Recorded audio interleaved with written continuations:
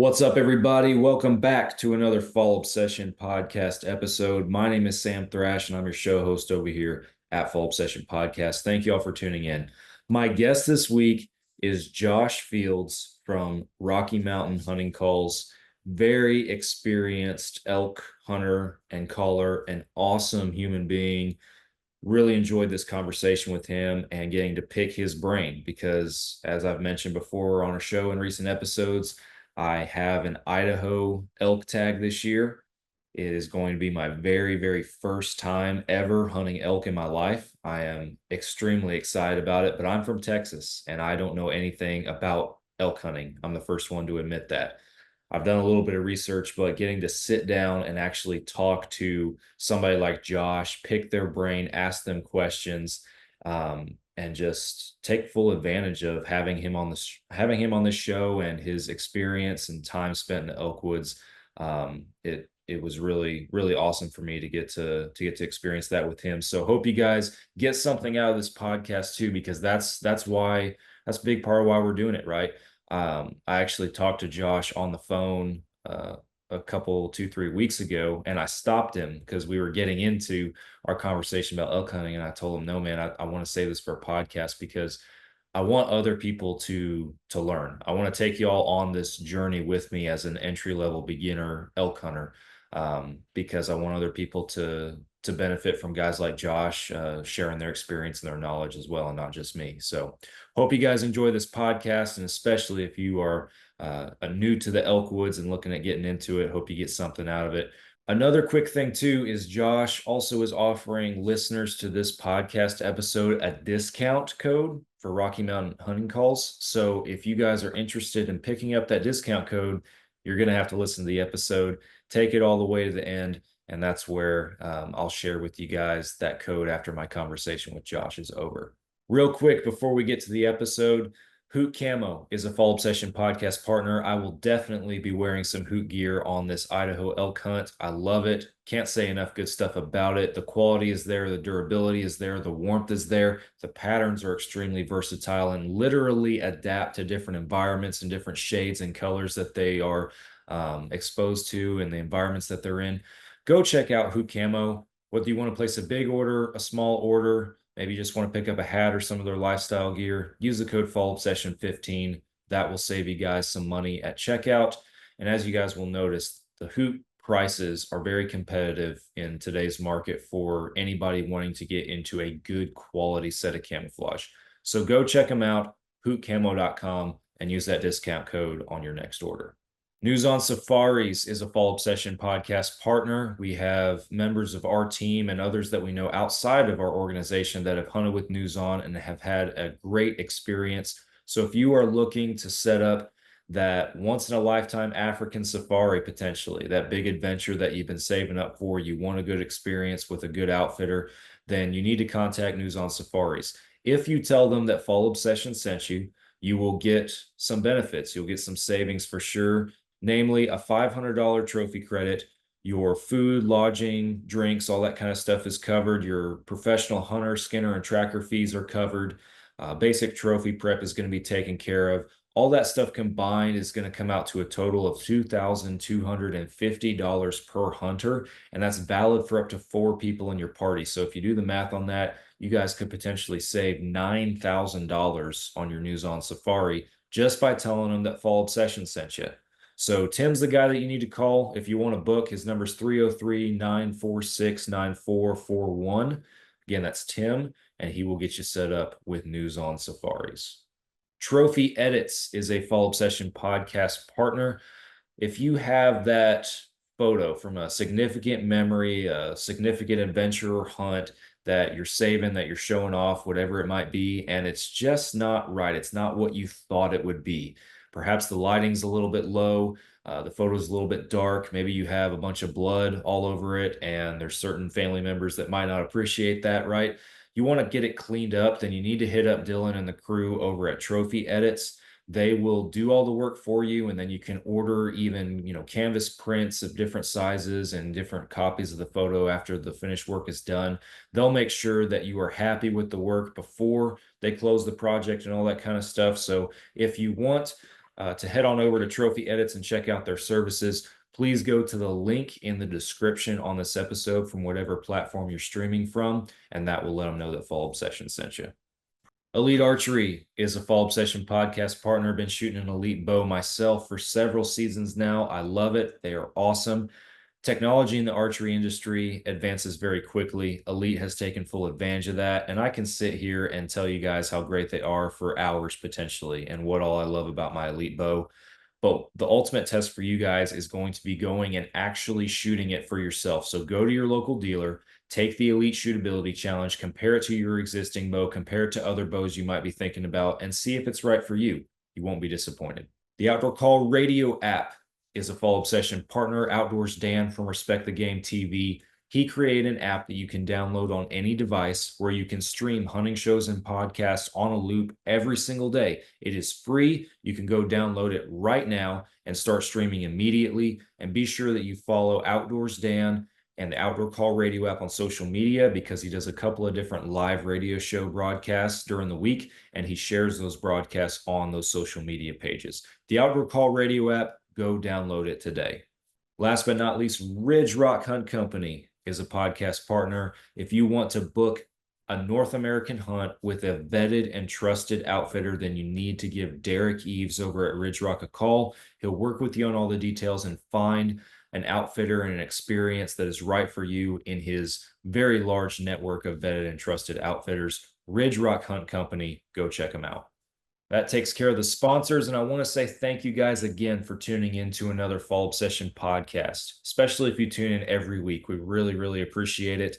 Our listener base continues to grow, and it is super humbling for just a blue-collar Texas boy like myself to see that every single week, and to see more and more people tuning in and finding value in the content that we're bringing.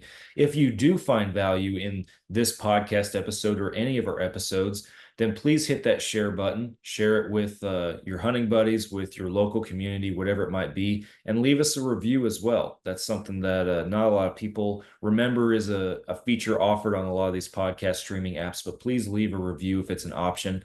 Subscribe, follow, like, whatever the button at the top has up there for you. Turn your notifications on if that's an option. We post every Monday.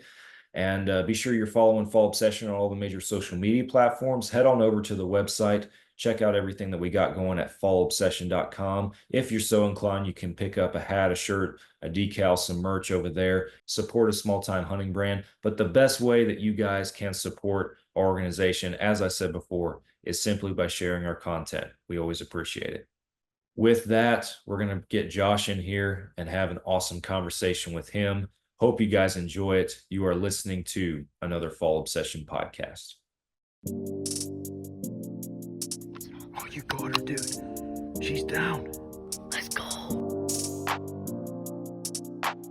Dude, I just shot a deer of a lifetime.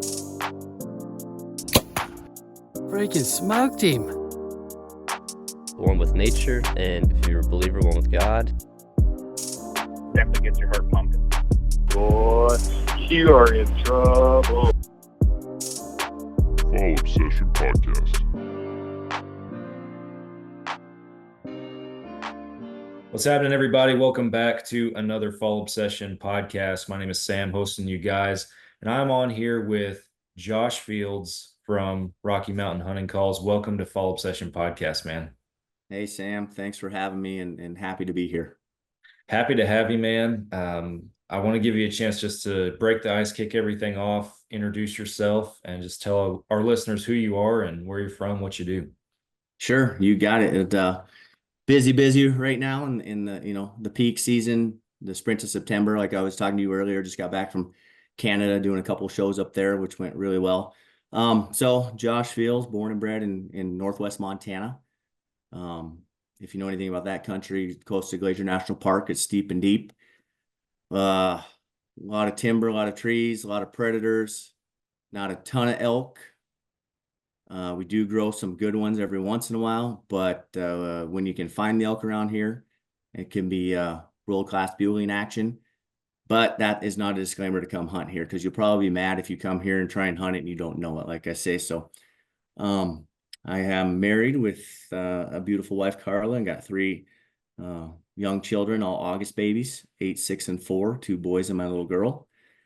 And I run marketing and sales, among other things, for Rocky Mountain Hunting Calls. I've been with them for the company itself on an ambassador pro staff level for nearly 20 years and full-time now going into year 3. So in a nutshell there, Rocky Mountain Hunting Calls, we game calls and accessories, long time staple in the industry, household name. If you know anything about Western elk hunting, then you probably know about Rocky Mountain Hunting Calls. And so our bread and butter is archery elk hunting in general. We do have turkey, a solid turkey line, a predator line as well, and a whitetail line. So, and just recently we've really started accessorizing to game bags and into some other things. So exciting times for us. And yeah, the future is bright and it's fun, and I am busy. It's the outdoor industry and it's full, and you know all about that. So it's shows, it's marketing, it's sales, it's product development, and a billion other things in between. So if I can give you a little rundown, there you have it. That's awesome, man. You're right. It is busy and it's full send all the time. At least that's what it Yeah. feels like for sure. Mhm. So I got your contact info, as you know, from Johnny Mac from Soul Seekers, because I just got a Idaho elk tag, and I Mhm. have never been on an elk hunt before. This will be my very first time. So I'm a beginner, and I reached out to Love you. it. I'm seeking to learn. I have some questions, some topics that I want to go through with you and everything. Because you're the recommended expert that I was pointing in your direction and everything. And um I'm hoping that through my journey on this platform, that it's not just about me, right? That me asking Sure. these questions, even though for an experienced elk hunter, right, they might listen and turn it off for all I know because it's at an entry level, but hopefully other people learn from it. And that's the goal at least. Um, Sure. so I want to start off, and you had mentioned briefly before we started recording that, there are 3 essential calls. We'll start from the call standpoint that you need for elk hunting. I want to start with that. Explain to us what what are the different calls, and what's significant? Why do you need one versus the other? And that is a great question. Even at the shows, we'll have a lot of gals and guys come up, and you can see the intimidation there, starting with diaphragms and externals and bugle tubes. So that's a great way to start. Quick shout out to Johnny Mac. Love me some Johnny. Such a good guy over Oh there. yeah, love me, Johnny. On the expert deal, I always say believe none of what you hear and half of what you see. So there's my disclaimer is these are a ways, not the way. Speak to a lot of experience. I've been fortunate to harvest a lot of bulls with a bow and an arrow and hunt all over the West. And so my experience toppled with that of my mentors and our staff and the great people that are within Rocky Mountain Hunting Calls. It's like you said, we do have a plethora of knowledge. And so, and we hunt it all from the steep and deep to the desert and the wide open stuff. So with that being said, we'll jump into these calls.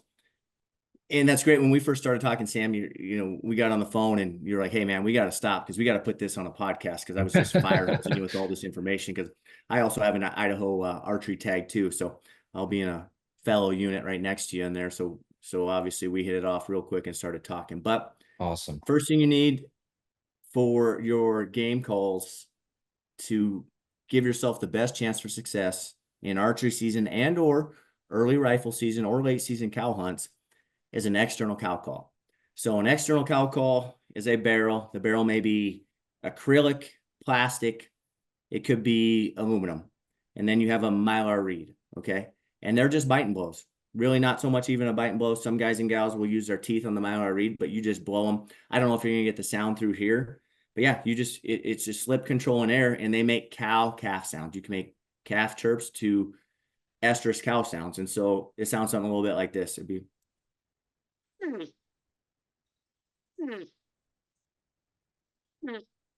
super, super simple, user friendly. Couple of my favorites in our line are the Voodoo. It is a stomper. That's the acrylic barrel. And then I never go out into the elk woods. It doesn't matter if I'm in Montana or I'm in Arizona without the Steve Chappell Trophy Wife. I mean, this is one that never leaves my side. Have a ton of success with it, and it sounds great as well. I don't know if you're getting the sound, Sam. We talked early, but this one is a little bit different. You can be very versatile with an external reed. That external call may be the only call you might need that day if that bull is fired up, right? We talk about beginning elk knowledge. So generally, if you get an elk to answer on a cow call, stay on a cow call, work him on a cow call, right? You get on a bugle, stay on a bugle. Once you get more advanced and you feel like you can cow call and calf call with your diaphragm and and then you can bugle with that as well, then you can mix in both, right? And we talked earlier, there's a lot of good information out there. There's a lot of dang good elk hunters out there that are putting a lot of good stuff out, from scouting to calling to whatever it may be. Still a firm believer in, with our company, like boots on the ground and experience in the field. Experience is gold. So get yourself an external cow call. Next thing you need is your diaphragm, right?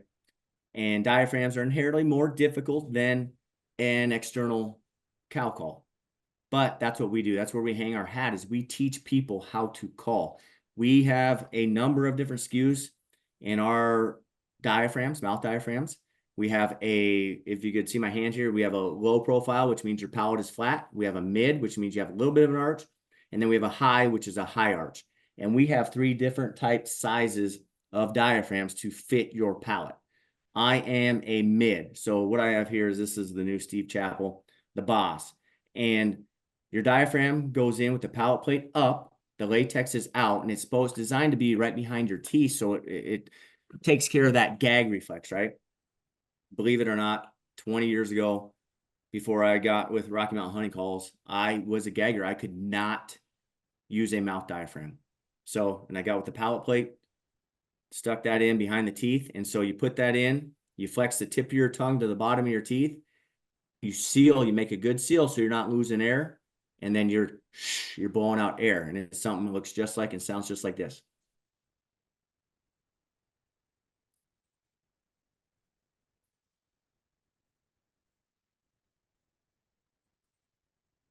Less is more from the diaphragm, right? So your cow calf calls, your diaphragm is going to be your most versatile cow calf call that you can have. And it's hands-free, right? So that moment of truth, when that bull comes in, he catches you on the draw and he wills out, or you need to stop him and you give him that little, get him stopped. 9 times out of 10, they're going to stop. It's not like when you're hunting turkeys, when those sons of guns is catch you on the draw and take off running. You're not, and he's not stopping. That's just not how that works. So your diaphragm. So you got your external cow call, and then you got your diaphragm cow calf calls. Now your diaphragm also is what you're going to pair with your bugle tube. My personal favorite, Wapiti Whacker. It's a staple in our lineup. It's got a vet system in there, which is a spring volume enhancement tone technology. Really amplifies the sound on this. You get really good back pressure, guttural sounds. You can do anything and everything with this tube, and that's why I love it. So we pair this diaphragm with our bugle tube. And the same deal. I'm just going to be blowing out air into this tube. I can start, start really advanced, and we start talking about different bugles, right? And there are different cow calls with our cow calf and our estrus and estrus buzz. Same with the bugles, Elk are finicky, especially in public land, hard to hunt bulls where you're going in Idaho, especially, right? You got to trick them. And you do not have to be a world-class elk caller by no means. That's another point, right? I do the World Elk Calling Championships every year. I've done everything except won it in the men's pro, 2nd, 3rd, and 4th. I mean, son of a gun, those guys are good up there. And that just tells you, I say that to say this, is that I can teach you how to manipulate a reed and how to sound good, sound like an elk. You just got to know the basic sounds, and a big part of it is timing. So with that being said, we pair this diaphragm with our bugle tube. Into our bugle tube from our diaphragm, we're going to blow air, and we're going to lengthen it out. Getting a little ahead of myself here is at the end, you can drop it off, and then we can get into chuckles and that kind of stuff. But just let me give you just a basic low cater bugle.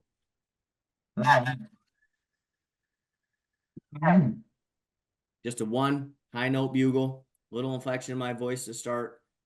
And there's elk in the area. You go through your external, soft cow calls, louder cow calls. You can cow call with your diaphragm through your tube to cut the wind and give that locator bugle. And if they're not talking, pretty safe to say either they're not in the area or something else finicky is going on, as long as you're doing all the other things right, is playing the wind right and all that kind of fun stuff. So to answer that question, your cow calls are your external cow call.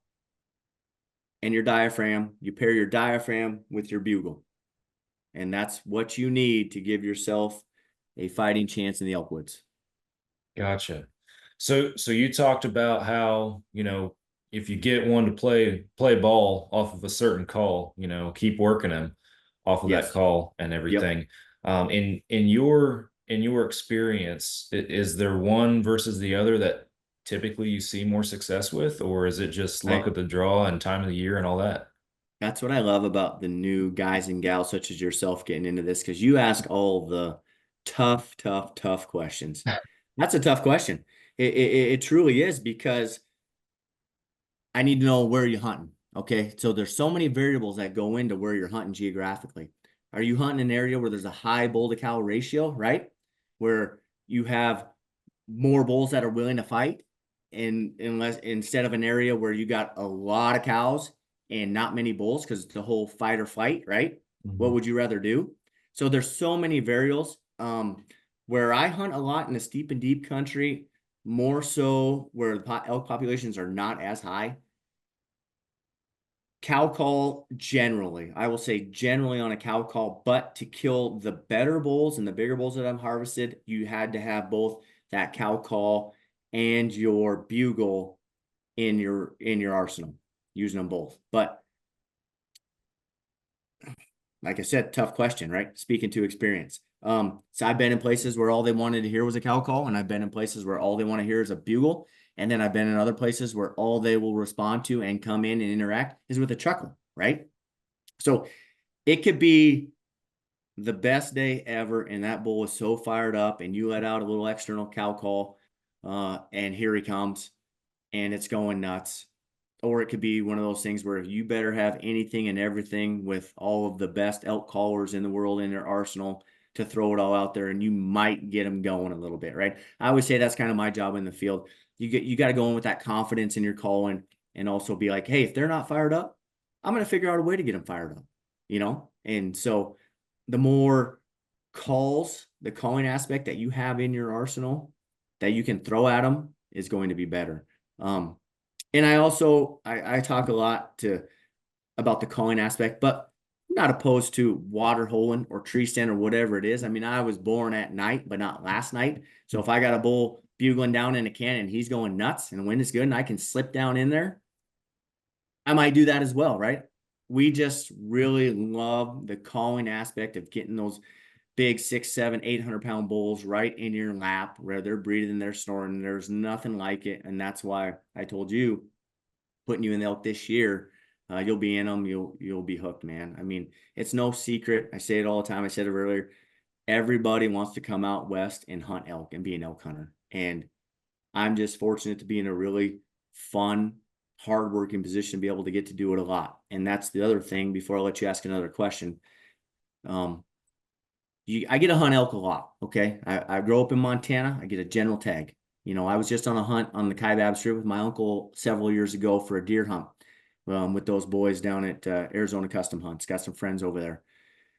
And a good friend of mine, he said something that will resonate forever. He's, Josh, he goes, I get it, man. You grow up there and you get to hunt elk a lot, and you've hunted them for a lot, and you've had a lot of success. I go, yeah. He goes, you do it for a lot. You probably get to be pretty good at it if you live for it. And I'm like, Hunter, you're right. Experience, right? I've got to do it. I've got to experience so many things in the field, elk hunting, that you can speak to that experience, right? Right. So, yeah, just a good point. That's something that I'll always think of. Like, yeah, I mean, I got a lot of experience because I've got to do it every year forever. Even in Arizona, you wait 5 plus 10 years to be able to hunt one time. The people that are east of us, right, and down your way down in Texas, the same opportunities just aren't there. So that's what we preach is putting the best product out there on the market, and then helping with our expertise, teaching how to use the calls, and then geeking out about talking elk knowledge and scenarios and what would you do here and there. So, and these are a ways, not the way, right? I always say that. Right. So. No, that's part of the beauty of it, right? Is that, I mean, I would know we're talking elk, but anything that you're hunting, right? There's Yes. plenty of ways to do it, whether whether that's tactically or with the equipment that you're using, whatever it might be. There's more than one way to skin a cat. I wanted to ask you, so you know kind of roughly where I'm going in Idaho and everything, and you have a tag as well, which is awesome. But I'm going to be going kind of end of September, beginning of October. What should I be expecting? Because I mean, I'm a Texas boy, man. So mountains. I've been in the mountains before, but not really hunting. So what do I need to expect and prepare for, and what can I expect as far as elk behavior that time of year? Well, I'm glad you said that. We'll talk elk behavior because Yeah, coming from Texas and the warm weather and all that, we can get into cold weather stuff I'm not and scared of waking the up. cold. I'll say that. I've hunted in the cold Yeah. before. I got cold in Colorado last year. So Well, luckily for you, and here's the other thing: it goes year to year in right. units, right, with weather. So luckily for you, I was close to where you're going to be this year, and I actually killed my Idaho bull on that last week. So I was in there. Awesome. And so I will tell you exactly what I found. And we got some great footage.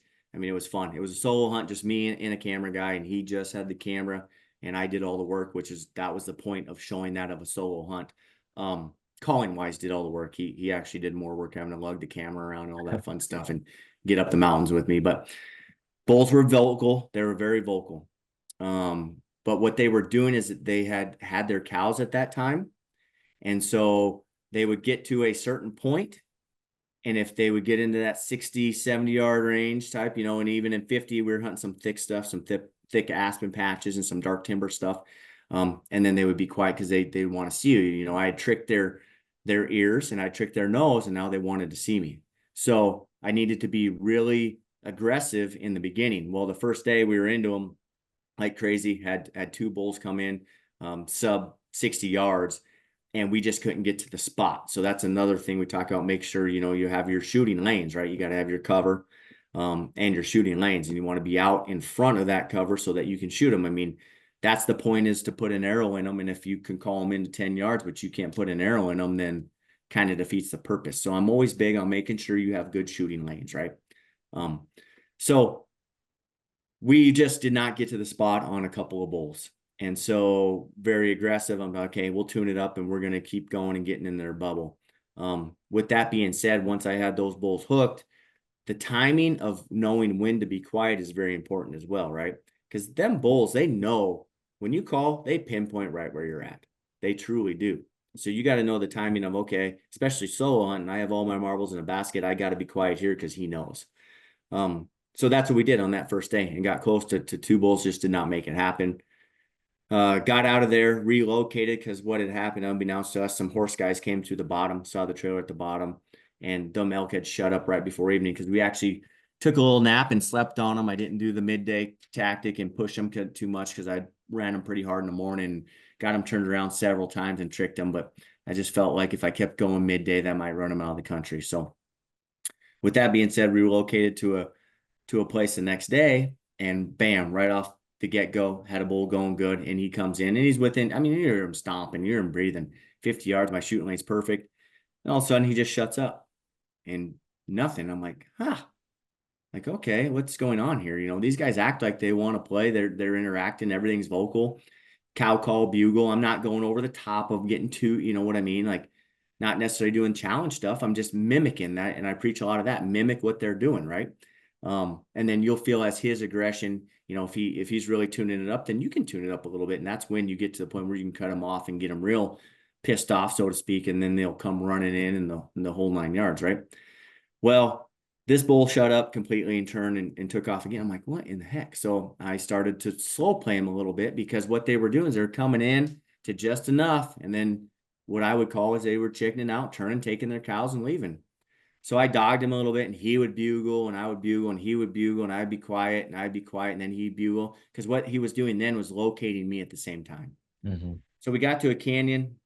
I could watch. He took his cows over to the other side, put them to bed.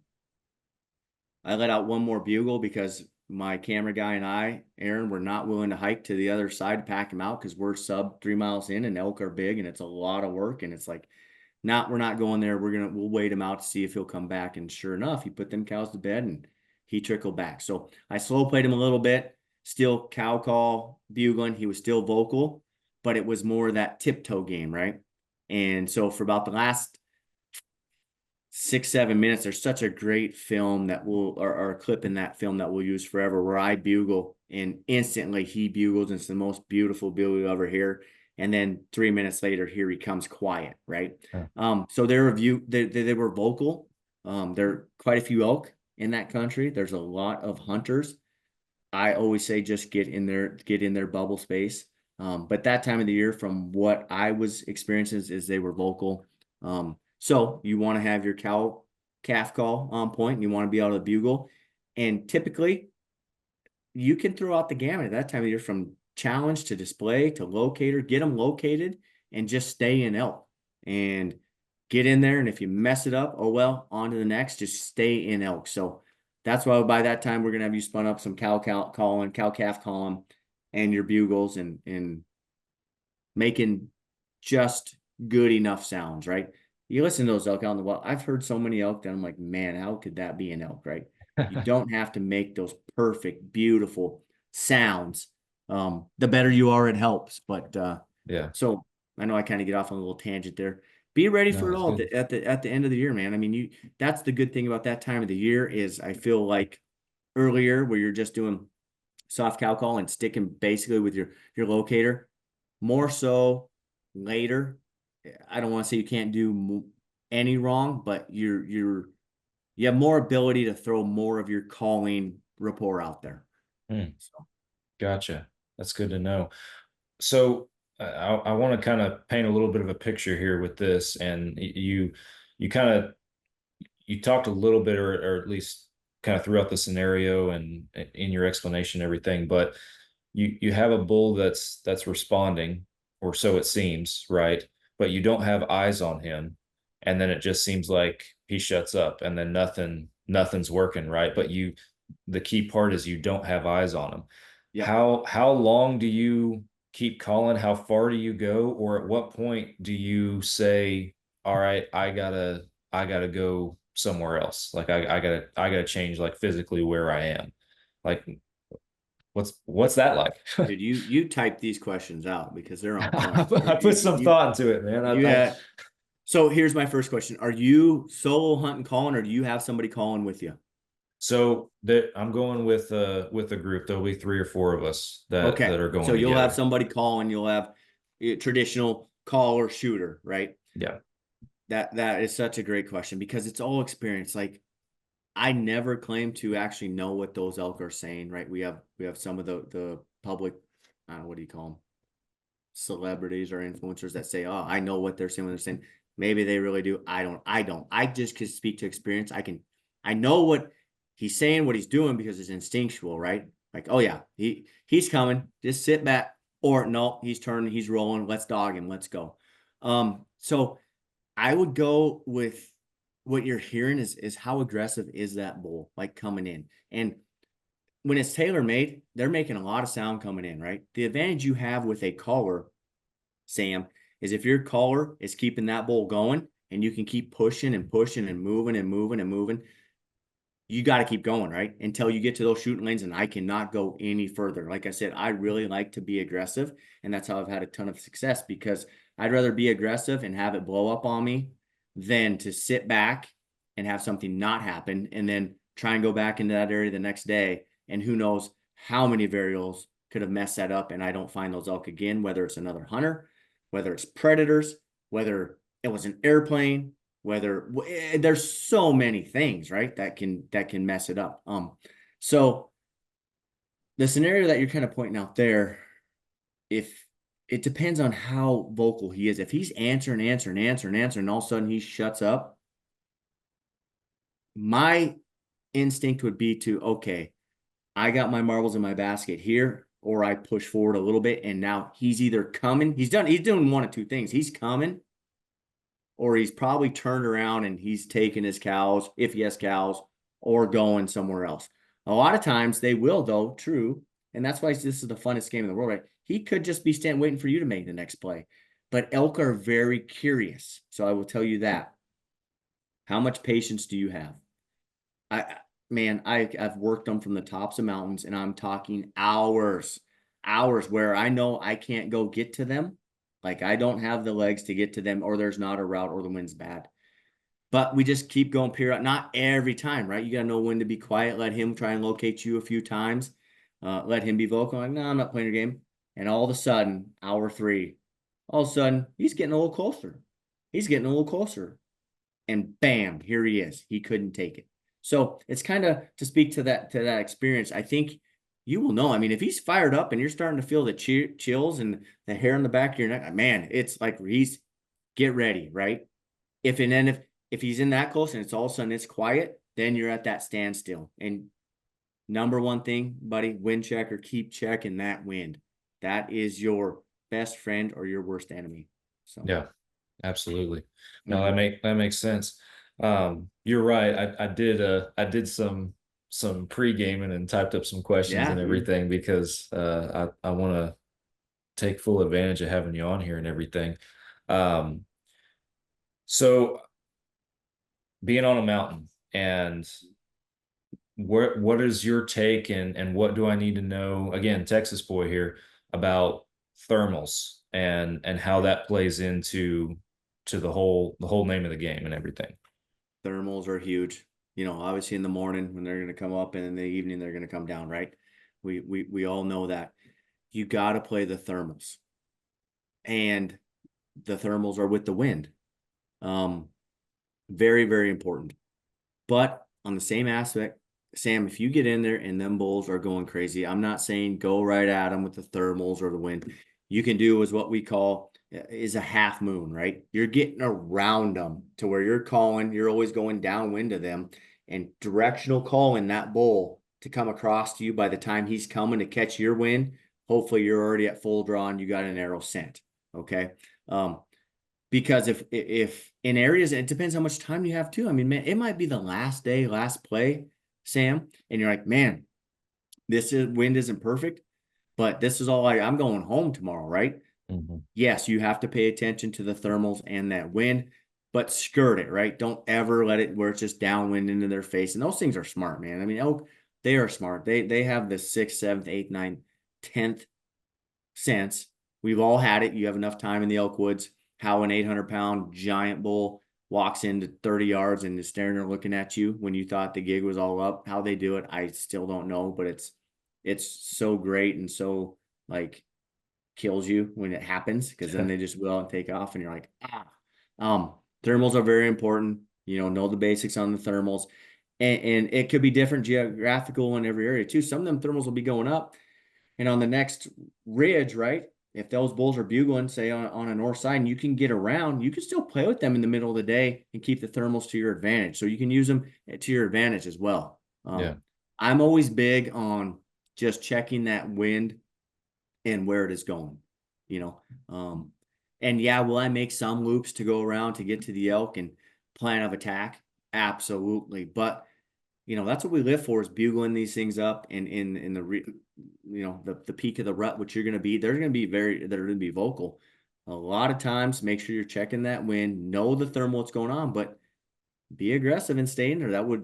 That's what I would tell you, because them elk, they'll move a lot, and if you got hunting pressure, like I said, and predators, all that, you might not be able to hunt them multiple days. Now, if you got a spot and you got these elk in here and they're to themselves, you want to slow play them a little bit and not be as aggressive.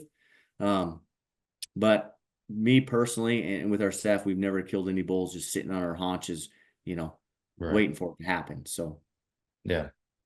So you spoke earlier too about you talked about a specific hunt and how you let it rest in the afternoon because you didn't want to push them too far.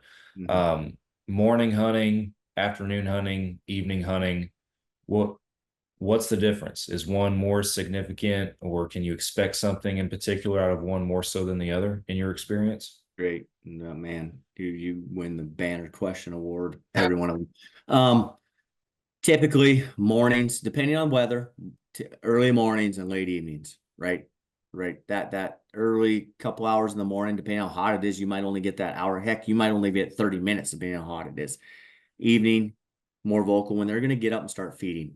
Now, when it's the peak of the rut and the rut is on and you get a cooler weather day, a lot of guys love that midday hunting to where they dog them, put them to bed, right? And then they slip on in and do that soft little cow call tactic that I'll use of, oh, one of my cows got away.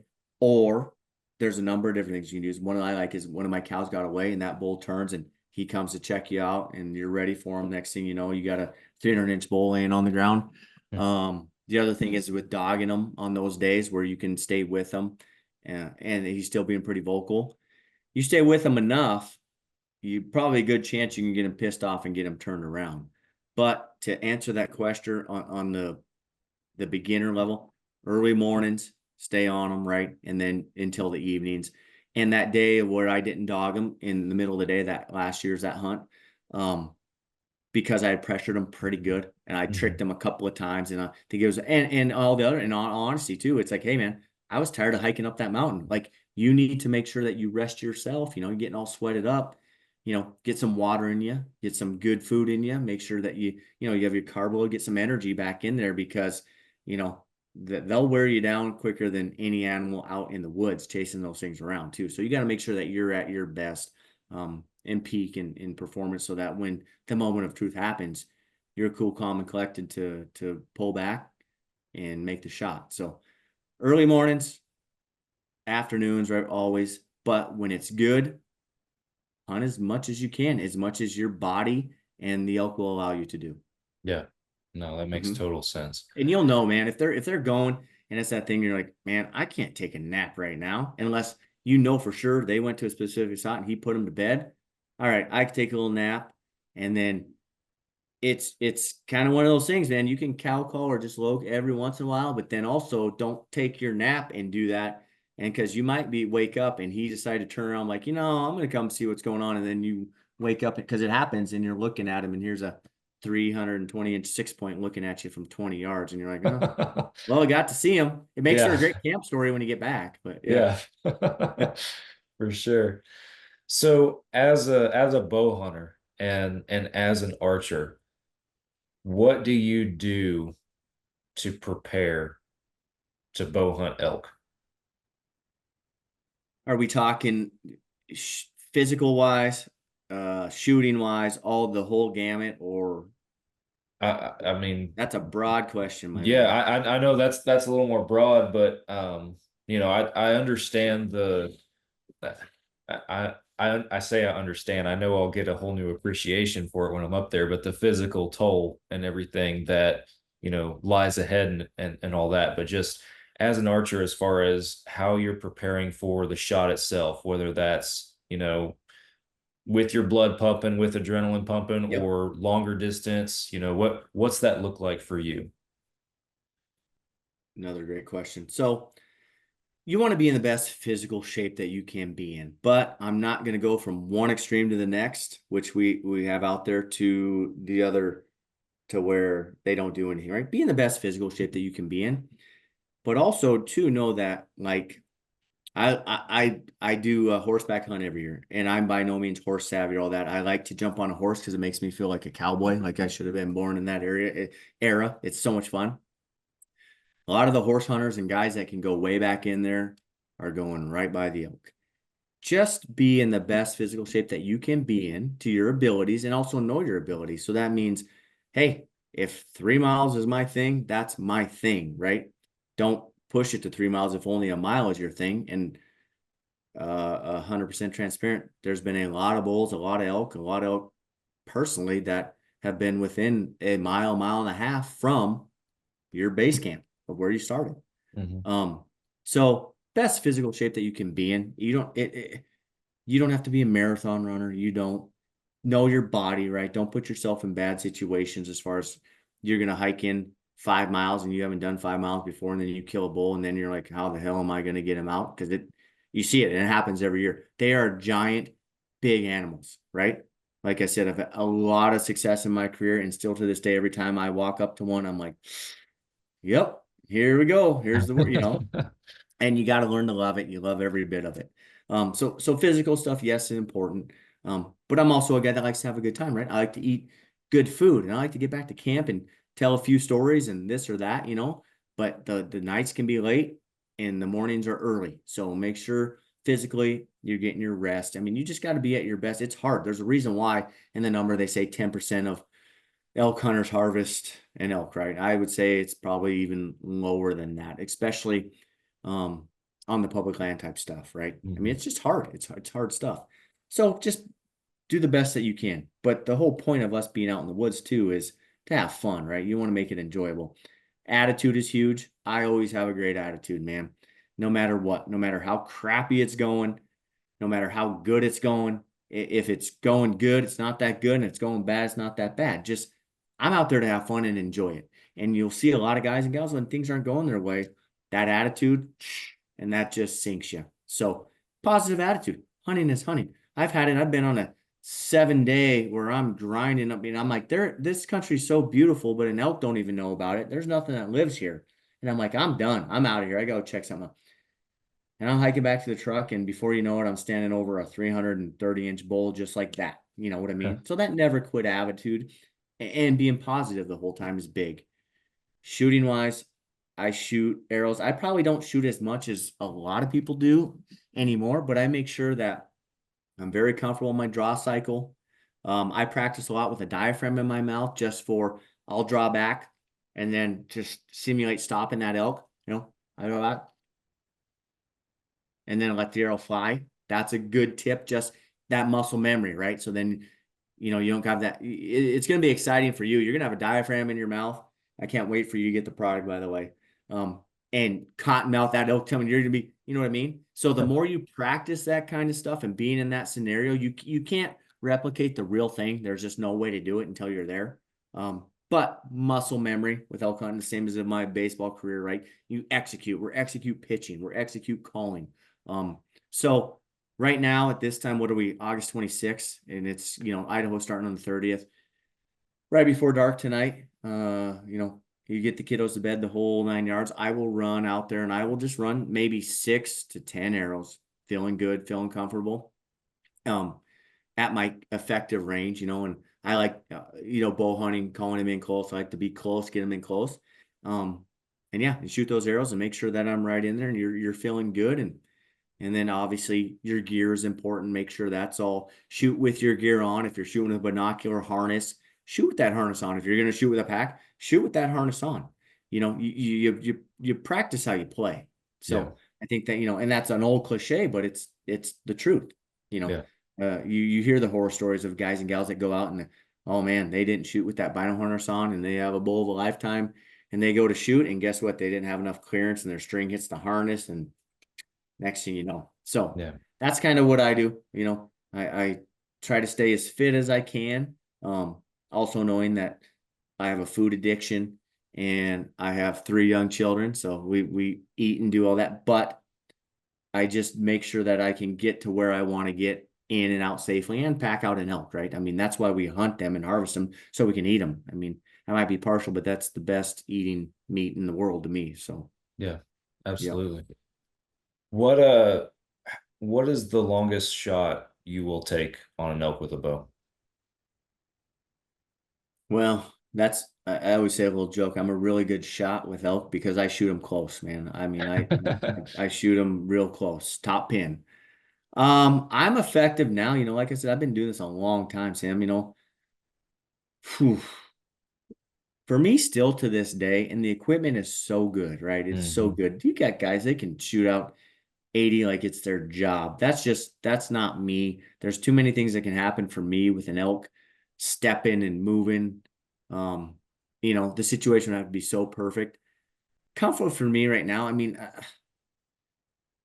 I hate to even say this number, but I'm more like a 50 guy, but I could shoot pie plate group in at 60 with enough kinetic energy, right? My FOC is good at 60 yards. I feel very, very, very confident in doing that. But the real fun is going to be if I got him in from, 15 to 30.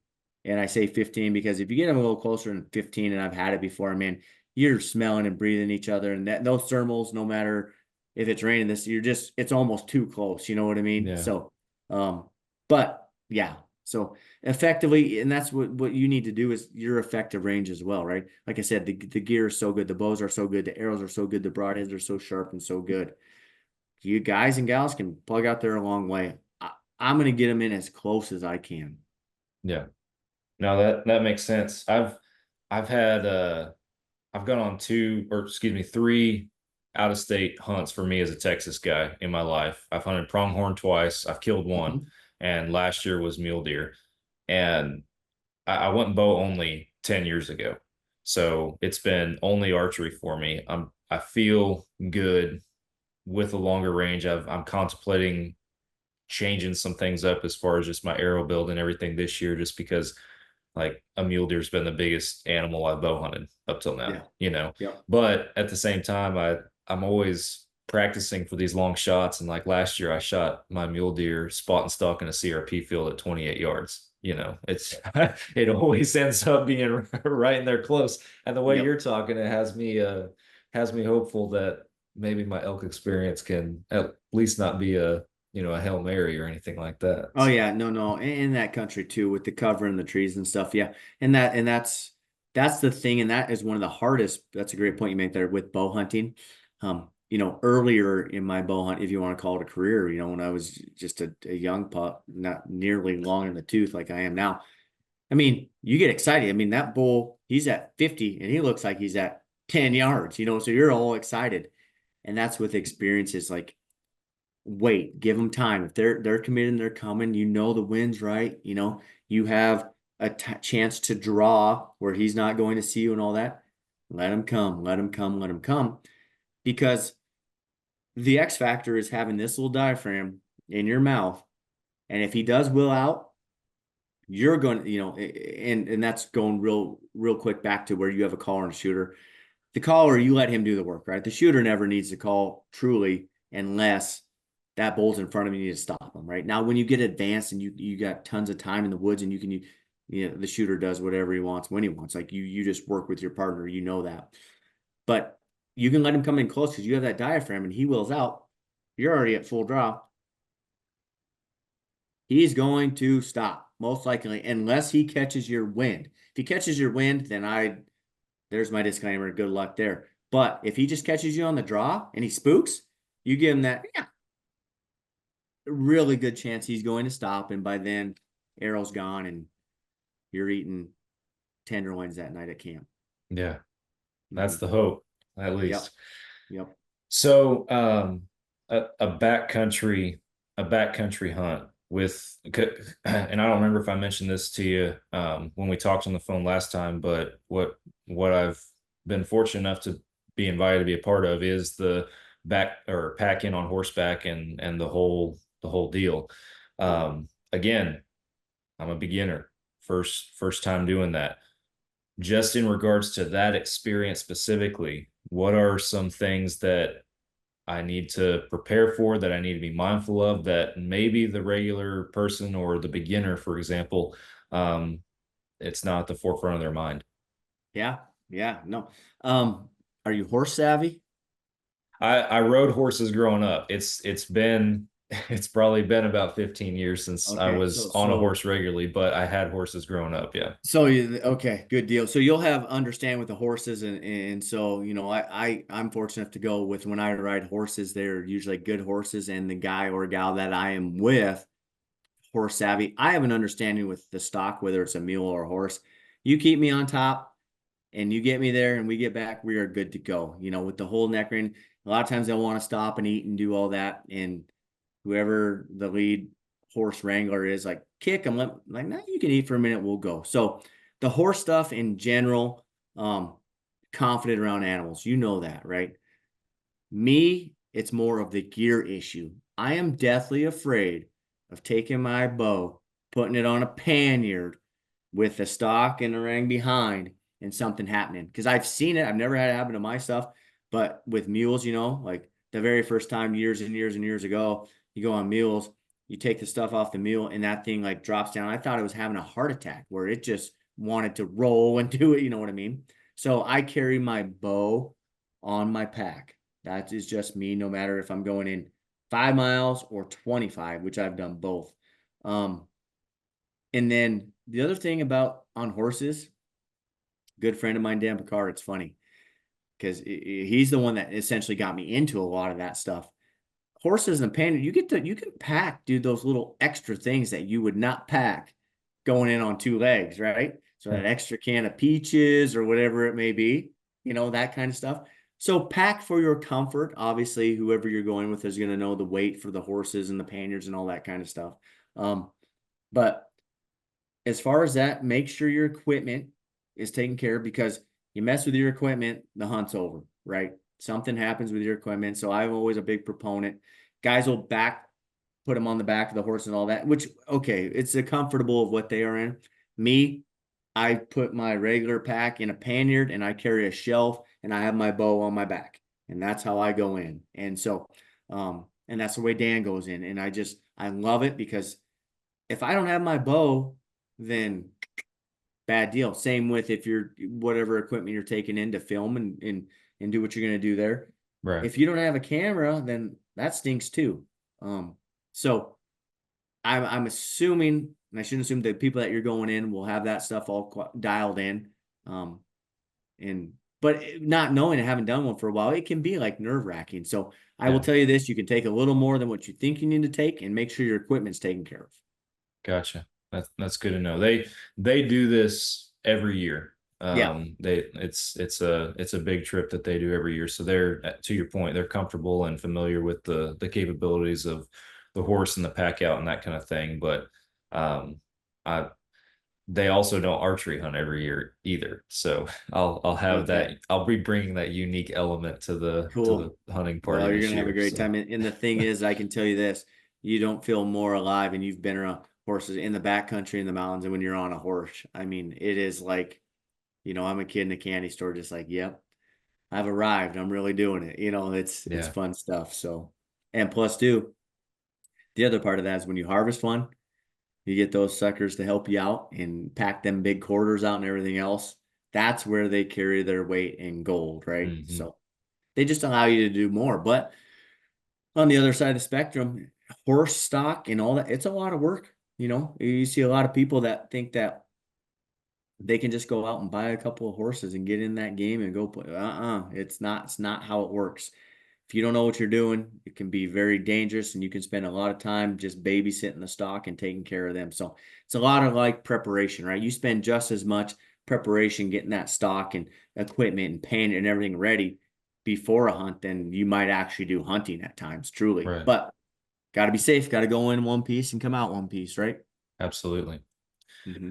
So, like you mentioned, I prepared a lot of questions and had some discussion topics and everything I wanted to ask you. But what am I missing? Is there anything that we haven't talked about that I should be mindful of or should know about, this being my first elk hunt? I feel like you're pretty well prepared. I feel like you've probably shot your bow a lot, right? We want to be efficient there. But the calling aspect and where you're going, I mean, that is Western elk hunting at its best. So we want to be efficient on the calls, right? Even if it's just this year, you just master your external cow call where you can make a good external cow call. Don't be that guy to where or gal where you're going into camp and someone's calling for you all the time, right? Learn it yourself, take it upon yourself. And there is a learning curve to it, but I've seen people that pick it up just like that. And I've seen people that it takes longer, but you can do it. It's how bad do you want it? So master your external cow call, right? Make sure you get them diaphragms rocking and rolling, and then the bugle as well. Yeah, I feel like you're very prepared. And then go in with realistic expectations, right? Don't make it a do or die, like you have to harvest. Whether you harvest or not, you are going to have an experience of a lifetime, and you're going to build on that experience, right? And you don't know what you don't know. And do I know it all? Heck no, absolutely not. I know what I know, which is a lot of experience in the field. I've messed it up more times than I can even begin to and I will this year too, right? Because you're that guy that even after you're standing over a bull of a lifetime, that I analyze if I would have did this wrong or something, it wouldn't have worked out, right? So go in expectations of having fun. You're gonna get in some elk, find the elk. If they're not going, guess what, Sam? It's your job with the calls to get them going. And don't be afraid to try something new. If things aren't working, switch it up. Yeah. So no, I feel like for somebody going on his first one, you've done your homework. I hope I've taken a little bit of the nervousness out of it for you a little bit. Like, hey, go in and it's the challenge of it. And it's such a cat and mouse game. And there's so many experiences that you're going to have. And we'll be talking, after. That's what we should do is a follow-up deal. Like, hey, Yeah. how did it go? Did anything that we talked about happen? Right. And which I'm sure it's going to be. And then heck, man, you're welcome to call me and reach out during the hunt if I'm in cell service or you're on an inReach or something. And me and several other close friends of mine, we geek out about that. It's like, they'll get them like, dude, this bull, he will not come over this or that. It's like, well, you have cows, slip over there, straight, cow calf, don't do no bugle, no nothing, slip it, and we geek out like that. So that's what's so fun about elk hunting, Western elk hunting. It's why it's so rewarding because it's so challenging. It is so challenging. I mean, it is a feat, let alone an elk with a general tag anywhere, rifle or bow, but to kill them with your bow and archery, I mean, that's like, holy smokes, what? Yeah. Yeah, No, that's pretty cool. I'm excited, man. I've gotten the sense of the rewarding aspect of Western hunting for sure through the few experiences that I've had Yep. thus far. I grew up and I still have a love down here for whitetail hunting in Texas, and we manage, a hunting property down here for whitetail and stuff. But I just I've shot a pronghorn with my bow. I've shot a muley with my bow now. Honestly, the year that I didn't shoot a pronghorn, I went to Montana on a pronghorn hunt, hunted for Okay. 7 days, and I was unsuccessful. I probably learned more on that trip than any other of the two trips, But to that point, it was super rewarding. I got something out of it. Yes, I want to kill an elk, but at the end of the day, um, I'm going for this experience. I'm going because this is something that I want to do, and I want to, I want every piece of it. So, and Yeah. obviously a bull would be great, but if not, it's still gonna be worth every bit of it. Yeah. Well, you've done your homework, buddy. You've prepared yourself. I don't see any, what do you say? Chinks in your armor, holes in your armor at all. I mean, you're prepared and but there's nothing to prepare you for the boots on the ground and being in it and enjoy it. And I mean, hopefully you have that horseshoe, which I'll give you good horseshoe vibes and make it happen, buddy. And then you're going to be eating good all winter. And like I said, experience of a lifetime, but then you're hooked and then you got to start pinching pennies so that you can do it every year. Yeah, exactly. Got a new addiction. Yeah. A quote unquote once in a lifetime hunt turns into every year. Yep. Yep. Well, man, I really appreciate you taking the time to come on the show. I do have a couple of questions that I like to ask every first time guest on our show. They're not rocket science or anything, but before we hang up, I wanted to throw them your way. And the first one was, for you personally, what's your favorite hunting memory to date? Or is there one that stands out? Man, I don't, like I said, I've been very fortunate and blessed to grow up, not only with the family that I've had, but in the country that I have, and not only Montana, but the Western states. There's a lot of them. There are a lot of, I had an unbelievable moose hunt with my uncle who killed a booner moose. My dad, that was the last animal he harvested before he passed away. Suddenly was a big bull moose in this country.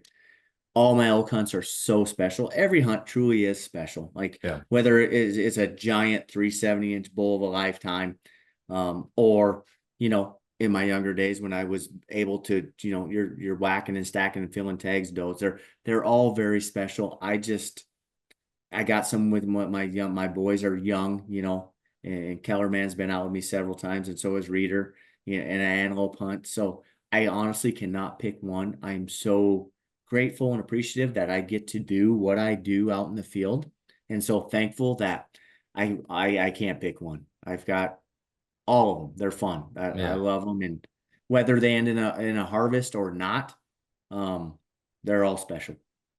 That's awesome, man. That's a great answer. Somebody that's been elk hunting as much of yourself, and it's obvious that it never gets old. That's for No, sure. no, no. When you start to think you're good at this game, it was just like when I was pitching in baseball. When you start to think you're good at it, you get humbled really quick.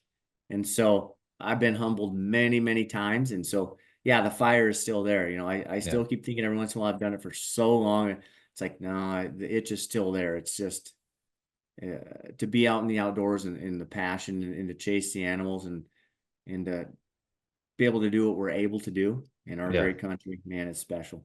Absolutely, man. Last question I got for you, because you have had a lot of awesome experiences in your life, as you've told us about.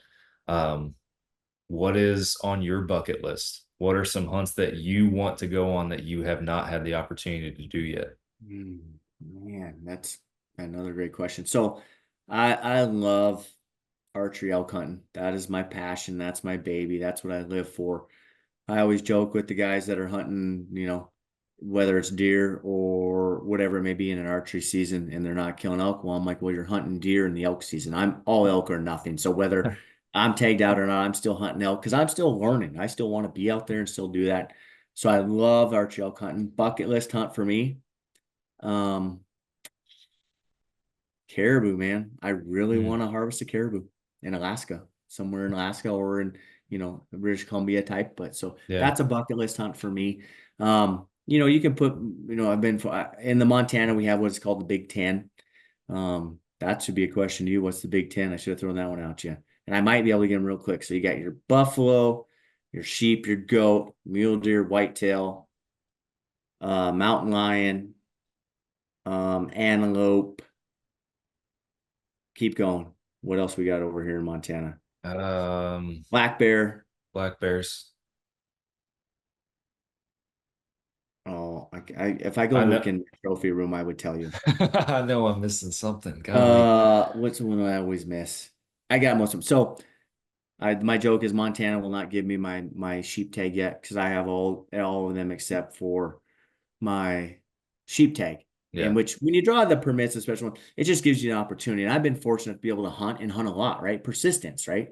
Not the gray white hunter. I get to do it a lot. I've been fortunate to have such a great support group with my family, my wife, and everybody. So I can be out there and spend time in the field, which is what it takes. So need that sheep. That's my bucket list, obviously, Yeah. for here in Montana. But caribou. So if you got some caribou ins, that might be our next adventure. Man, it's funny you say that because I've been saying for years that that's my number one. And again, something that I know nothing about, but that's a dream hunt for me. The guy I recorded with last week, actually, it was his number one too. So yeah, it's up there. If I can do that once in my life, I'll be a happy man. But Yeah, and that's something too where I'm at. Like, I don't think I'd wanted to do it um every year. yeah, It's just something I want to go do. And the same with Alaska moose and the big moose. Like that'd be fun. I've got my Shiras moose here. I've done that. But I also know with coming with that moose, unbelievable moose hunt that is a ton of work. That's serious stuff. So the people going up there and doing that, I mean, they're big and they're all that stuff. So I yeah, mean, I would be open to it all if somebody just calls me up and said, "Hey, you want to go do that?" Most likely, depending on what it is, yeah. But yeah. caribou. So we've settled on caribou. That's awesome. Well, man, I appreciate you coming on the show again and sharing an hour or so with me on here to give me some advice and some insight. Thank you. Appreciate it. Yeah, 100%. And also too for your listeners out there, I'd be happy to offer any kind of discount code that you want to put together, a code name. You put it at the end of this. You tell them we'll talk after this. I'll put a Yeah, nice little percentage on there, and they go right to the website at RockyMountainHuntingCalls.com and pick whatever game call accessory out that they need, and good yeah. luck. And then send us your success stories and all that, or not success stories. And so we love the feedback. Absolutely. Well, before I hang it up, tell folks where they can find you and the calls. Okay, so RockyMountainHuntingCalls.com or BuglingBull.com will take you right to our website. Josh Fields of both Instagram and Facebook. It's easy to find Josh Fields 21, and then Facebook there. And then our YouTube page is Rocky Mountain Hunting Calls. Lots of good information out there. And so great customer service. Call us up. We'll get you taken care of. from beginning to the most advanced, right? And we're fortunate to have like a great team, right? Not only with our people that are with promotional staff and to the core, to our two very loyal diaphragm makers that are hand done in the warehouse every day. I mean, there's a lot of great people in this organization, this company, and that's why we've been around a long time and continue to flourish and we'll continue for a long time. So That's that's where you awesome. can get us. Good deal, man. Well, I know I've already said a couple times, but thank you. We'll wrap it up and Oh, appreciate my you coming pleasure. on the show. For our My pleasure. listeners, thanks for tuning in. Appreciate you guys. I'm back again next week with y'all for another episode, and I'll catch you then.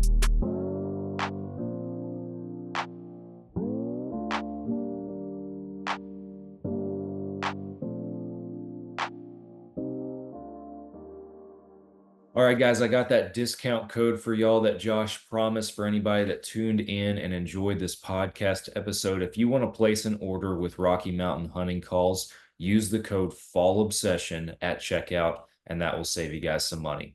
Thanks for listening.